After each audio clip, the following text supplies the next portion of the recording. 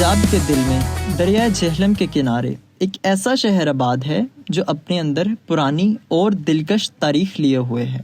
یہ شہر ہے بھیرا، ایک قدیم شہر جس کی دیواریں اب ختم ہو چکی ہیں لیکن اس کی روح اب بھی زندہ ہے۔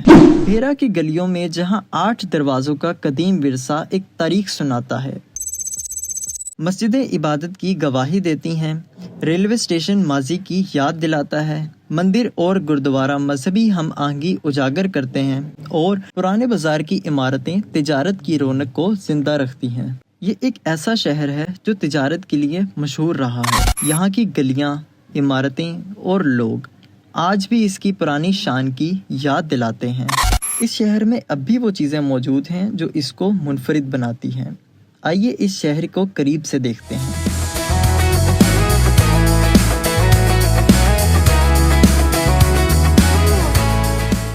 لاہوری دروازہ، جسے گنج والا دروازہ بھی کہتے ہیں، یہ لاہور کی سمت کھولتا ہے اور یہاں سے بازار کا آغاز ہوتا ہے۔ یہ شہر کا مرکزی داخلہ ہے۔ ملتانی دروازہ، جسے لالو والا دروازہ بھی کہا جاتا ہے، یہ جنوب کی طرف ملتان کی سمت ہے۔ ملتانی تاجر اس راستے سے آتے تھے۔ چنیوٹی دروازہ، جسے چک والا دروازہ بھی کہتے ہیں، یہ مشرق کی طرف چنیوٹ کی سمت ہے اور مرکزی بازار کی طرف کھلتا ہے۔ کشمیری دروازہ، جسے چٹی پولی والا دروازہ کہتے ہیں، یہ شمال کی طرف کشمیر کی سمت ہے۔ چٹی پولی کا مطلب سفید پتھر کا پل ہے۔ یہ دروازہ پیلے اور سرمئی رنگوں میں اب بھی کھڑا ہے۔ کابلی دروازہ، شمال مغرب کی طرف کابل کی سمت ہے اور افغانی تاجر اس راستے سے آتے تھے۔ وقت کے ساتھ گزرنے اور مرمت نہ ہونے کے باعث بھیرا کے تاریخی دروازوں میں حاجی گلاب دروازہ اور لال دروازہ مکمل طور پر صفائی ہستی سے مٹ چکے ہیں، جبکہ 8واں اور آخری دروازہ، جو پیراں والا دروازہ کے نام سے جانا جاتا ہے، آج ایک تنہا ستون کی صورت میں باقی رہ گیا ہے اور اس کی تمام ساخت وقت کی گرد میں گم ہو چکی ہے۔ یہ دروازے بھیرا کی تاریخی پہچان ہیں، جو ماضی کی تجارت اور زندگی کی یاد دلاتے ہیں، اور لوگ ان دروازوں سے اپنا بچپن اور شہر کی پرانی رونق جوڑ کر رکھتے ہیں۔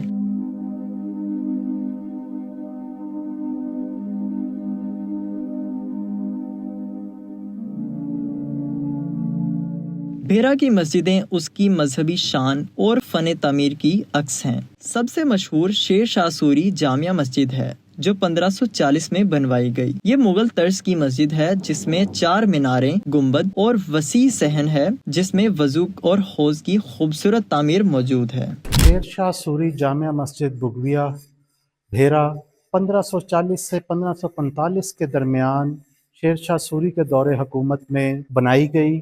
اس میں چونا، پٹسن اور ماش کی دال کا استعمال کیا گیا ہے، اور اس میں اینٹ جو لگائی گئی ہے وہ چھوٹی اینٹ کا استعمال کیا گیا ہے۔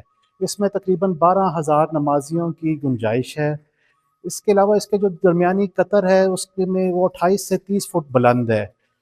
1869 میں یہ مسجد قاضی احمد الدین بگوی رحمۃ اللہ علیہ نے واگزار کرائی۔ اس کے بعد اس کی دوبارہ تعمیر نو کی گئی۔ 1906 میں حضرت مولانا عبدالعزیز بگوی رحمۃ اللہ علیہ نے اس کے جنوبی اور مغربی مینار تعمیر کیے گئے۔ اس میں دارالحدیث اور دارالقرآن کے شعبے بھی قائم کیے گئے ہیں۔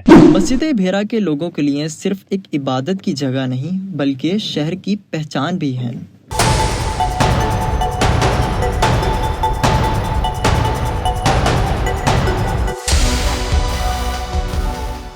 بھیرا ریلوے اسٹیشن ملک وال بھیرا لائن کا آخری اسٹیشن تھا۔ یہاں سے مسافر اور سامان کی نقل و حمل ہوتی تھی۔ کئی دہائیوں پہلے یہ لائن بند ہو گئی اور آج یہ اسٹیشن خستہ حال ہے، مگر ماضی کی یاد آج بھی سنبھالے ہوئے ہے۔ یہ اسٹیشن اس دور کی یاد دلاتا ہے جب بھیرا ریل کے ذریعے ملک سے جڑا ہوا تھا۔ بھیرا میں مذہبی ہم آہنگی دیکھنے کو ملتی تھی۔ یہاں کئی مندر موجود تھے، جس میں باولی والا مندر آج بھی اپنی پرانی حالت میں موجود ہے، لیکن آج یہ صرف باقیات کی صورت میں رہ گیا ہے۔ بھیرا کا قدیم سکھ گردوارہ شہر کے مرکز میں واقع تھا۔ اس کی تعمیر اٹالین طرز کی تھی اور اس کا ٹاور شہر کا خوبصورت منظر دکھاتا تھا۔ لوگ اسے بھیرا کا آئیفل ٹاور بھی کہتے تھے۔ تقسیم کے بعد یہ گردوارہ تبدیل ہو کر مرکزی امام بارگاہ بن گیا، جسے لوکل طور پر امام کوٹ کہا جاتا ہے۔ آج یہاں عزاداری ہوتی ہے اور عمارت کی اصل ساخت اب بھی سکھ فن تعمیر کی یاد دلاتی ہے۔ یہ تبدیلی بھیرا میں مذہبی ہم آہنگی اور وقت کے بدلتے رنگوں کی مثال ہے۔ پرانے بازار کی عمارتیں بھیرا کی تجارت کی روح ہیں۔ مرکزی بازار چنیوٹی دروازے سے شروع ہوتا ہے۔ یہاں پرانی عمارتیں آج بھی کھڑی ہیں۔ یہاں کی ثقافت میں پھینیاں، مہندی اور دیگر قسم کی مٹھائیاں شامل ہیں، جن میں گلاب جامن سر فہرست ہیں۔ بازار کی یہ عمارتیں مغل اور سکھ دور کی یاد دلاتی ہیں۔ نئی تعمیرات کے باوجود یہاں کی رونق اب بھی زندہ ہے۔ بھیرا ایک زندہ تاریخ ہے۔ اس کے تمام دروازے، مسجدیں، ریلوے اسٹیشن، مندر، گردوارہ اور پرانے بازار مل کر ایک خوبصورت کہانی بناتے ہیں۔ یہ شہر ہمیں سکھاتا ہے کہ اپنی تاریخ کو محفوظ رکھنا کتنا ضروری ہے۔